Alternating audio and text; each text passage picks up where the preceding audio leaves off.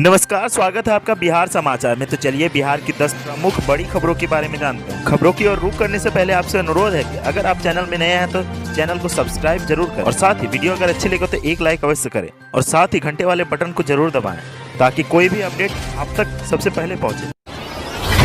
तेजस्वी का नीतीश पर बड़ा हमला, कहा उनको सिर्फ सत्ता की चिंता, किसानों बेरोजगारों के लिए मानव श्रृंखला बनाने का ऐलान। जी हां, आरजेडी नेता तेजस्वी यादव ने एक बार फिर बिहार के सीएम नीतीश कुमार पर बड़ा हमला बोला है।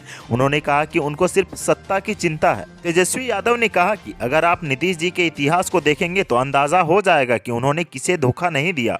जॉर्ज फर्नांडिस, दिग्विजय सिंह जैसे नेताओं का साथ छोड़ा और बैकडोर से सत्ता में आने के लिए उन्होंने आरजेडी का साथ भी छोड़ा। उन्हें सत्ता की प्यास है। यही नहीं, तेजस्वी यादव ने किसानों और बेरोजगारों के मुद्दे पर मानव श्रृंखला बनाने का ऐलान भी किया है। तेजस्वी यादव के पटना लौटने के साथ ही विपक्षी खेमे में बैठकों का दौर शुरू हो गया है। रविवार को महागठबंधन में शामिल सभी घटक दलों की अहम बैठक हुई, जिसमें किसान आंदोलन समेत कई अहम मुद्दों पर चर्चा हुआ। बैठक के बाद बिहार विधानसभा में नेता प्रतिपक्ष तेजस्वी यादव ने कहा कि किसानों के आंदोलन को मजबूत करने पर बात हुई है। किसानों और बेरोजगारों की समस्या पर मानव श्रृंखला बनाई जाएगी। आगामी 30 जनवरी को महागठबंधन के सभी घटक दल के सदस्य मानव श्रृंखला बनाएंगे। सुशील कुमार मोदी ने कहा कि ऐसा कोई टीका नहीं जो तेजप्रताप, अखिलेश यादव और शशि थरूर का शक दूर कर सके। कोरोना संक्रमण से बचने के लिए भारत में बने 2 वैक्सीन पर विपक्ष द्वारा संदेह पैदा किए जाने और देश की जनता में भ्रम फैलाने की कोशिश को बीजेपी सांसद सुशील कुमार मोदी ने दुर्भाग्यपूर्ण बताया है। उन्होंने कहा कि भारत में बने वैक्सीन के टीकाकरण से कोरोना तो दूर हो जाएगा, लेकिन अभी तक कोई ऐसा टीका नहीं बना है जो विपक्ष के राहुल गांधी, अखिलेश यादव, शशि थरूर और तेजप्रताप जैसे नेताओं का शक दूर कर सके। बीजेपी सांसद सुशील कुमार मोदी ने बताया कि भारत बायोटेक और सीरम इंस्टीट्यूट में विकसित जिस स्वदेशी कोरोना वैक्सीन पर गर्व करने के बजाय विपक्ष संदेह पैदा कर रहा है। उन्हें कहा है कि जिस मेड इन इंडिया वैक्सीन पर आरजेडी और कांग्रेस के राजकुमार वोट बैंक की राजनीति कर रहे हैं, उसे दुनिया मांग रही है। सुशील कुमार मोदी ने बताया कि ब्राजील ने कोविशील्ड और एस्ट्राजेनिका की 20 लाख डोज की मांग कर भारत के चिकित्सा विज्ञान अनुसंधान पर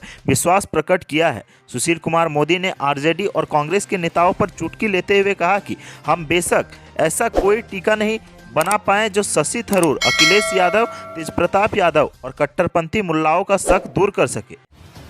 बिजली के मामले में आत्मनिर्भर हो जाएगा कोसी। सब कुछ ठीक रही तो इस साल के अंत तक कोसी का इलाका बिजली के मामले में आत्मनिर्भर हो जाएगा। प्रमंडल का सबसे बड़ा सुपर पावर ग्रिड का कार्य अगस्त माह तक पूरा होने के आसार हैं। 1400 MVA क्षमता के इस ग्रिड के निर्माण से कोसी के 3 जिले ही नहीं बल्कि मुंगेर, बेगूसराय और खगड़िया को भी बिजली आपूर्ति की जाएगी। प्रमंडल मुख्यालय से 6 किलोमीटर की दूरी पर सिसई सीहौल के बीच 19 जनवरी 2019 को मुख्यमंत्री नीतीश कुमार ने इस ग्रिड का शिलान्यास किया था। उस समय 2021 तक ग्रिड बनाए जाने की बात कही गई थी। उस आलोक में ग्रिड का निर्माण जहां 75% से अधिक पूरा हो गया है, वहीं संचालन लाइन जो दरभंगा, बनमा समेत अन्य जगहों को जोड़ेगी वह भी हो रहा है। कोसी नदी में बाढ़ आने के कारण थोड़ी समस्या हुई थी, लेकिन अब द्रुत गति से कार्य हो रहा है।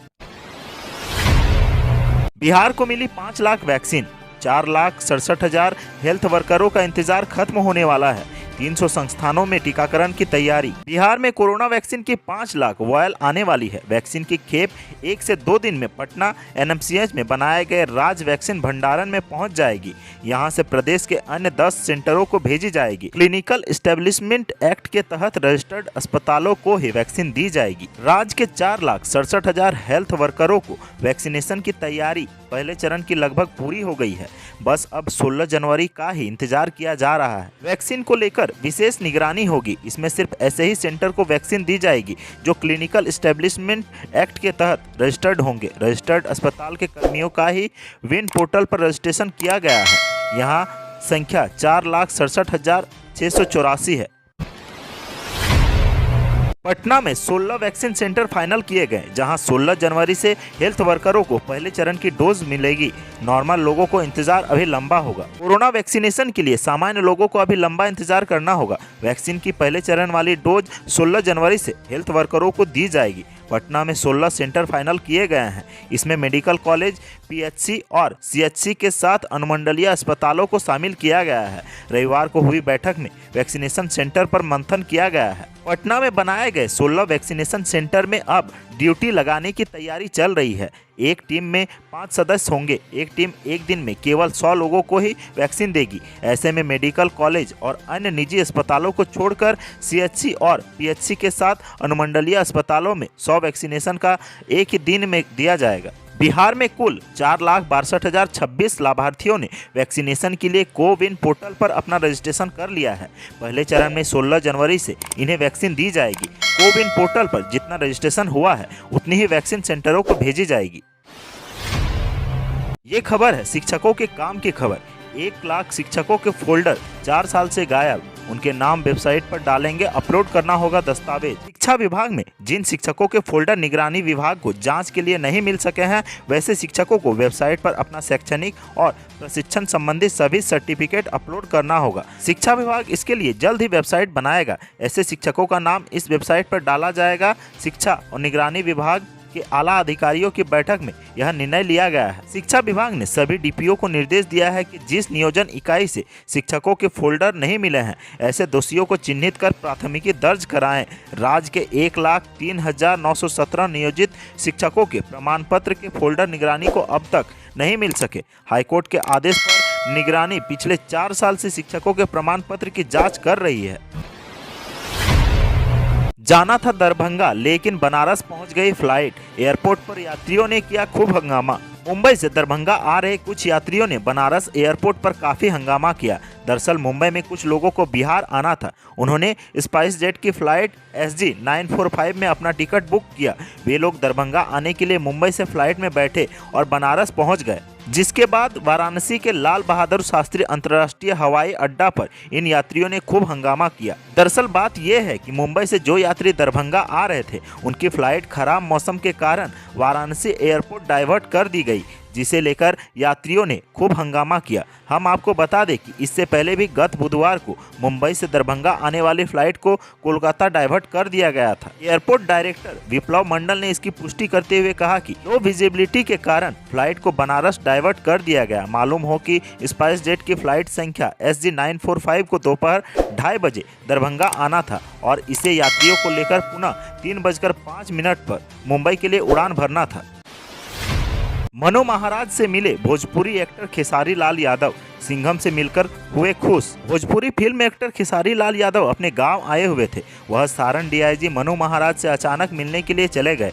दोनों की मुलाकात छपरा के सर्किट हाउस में हुई। इस दौरान सारण के DM डॉक्टर नीलेश रामचंद्र देवेर भी मौजूद थे। खेसारी लाल यादव मनु महाराज से मिलकर काफी खुश नजर आए। खेसारी लाल यादव सिंघम के साथ कई फोटो भी शूट कराए। फोटो शूट कराने के दौरान खेसारी लाल यादव काफी खुश नजर आ रहे थे। खेसारी ने सारण के DM से भी मुलाकात की। इससे पहले वह सारण SP से भी मुलाकात कर चुके हैं।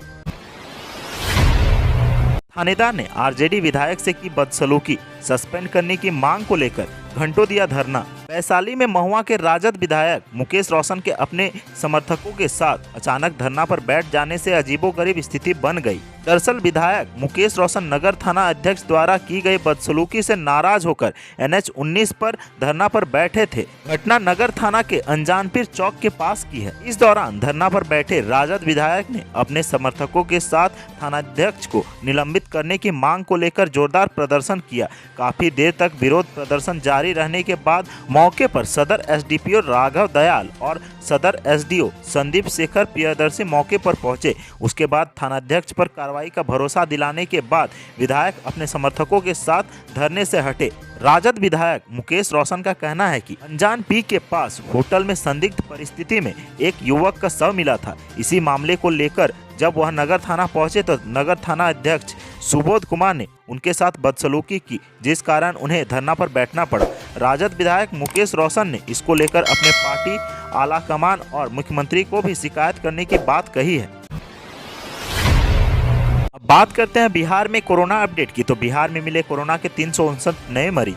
राज्य में पॉजिटिव मरीजों का आंकड़ा पहुंचा 2,56,778। बिहार में कोरोना संक्रमण की रफ्तार अब धीमी हो गई है, लेकिन इसके बावजूद भी हर रोज हजारों की संख्या में पॉजिटिव मरीज मिल रहे हैं। स्वास्थ्य विभाग की ओर से ताज़ा अपडेट जारी की गई है। इस अपडेट के मुताबिक बिहार में 359 लोग कोरोना पॉजिटिव मिले हैं। इसके साथ ही राज्य में कोरोना संक्रमितों की संख्या बढ़कर 2,56,778 हो गई है। बिहार में फिलहाल 4,489 कोरोना के एक्टिव मरीज हैं। स्वास्थ्य विभाग की ओर से जारी नियमित अपडेट के मुताबिक पिछले 24 घंटे के भीतर 2 व्यक्ति की मौत हुई है। इसके साथ ही राज्य में कोरोना से मरने वालों का आंकड़ा 1430 हो गया है। बिहार के लोगों के लिए खुशी की बात तो यह है कि महज 24 घंटे के भीतर 411 कोरोना मरीज स्वस्थ हुए हैं। इसके साथ ही ठीक होने वाले मरीजों की संख्या 2.5 लाख के करीब हो गई है। राज्य में अब तक कुल 2,50,858 मरीज स्वस्थ हो चुके हैं। तो आज की सुर्खियों में बस इतना ही। बिहार से जुड़ी खबरों के लिए सब्सक्राइब करें हमारे चैनल को और बने रहें हमारे साथ। धन्यवाद।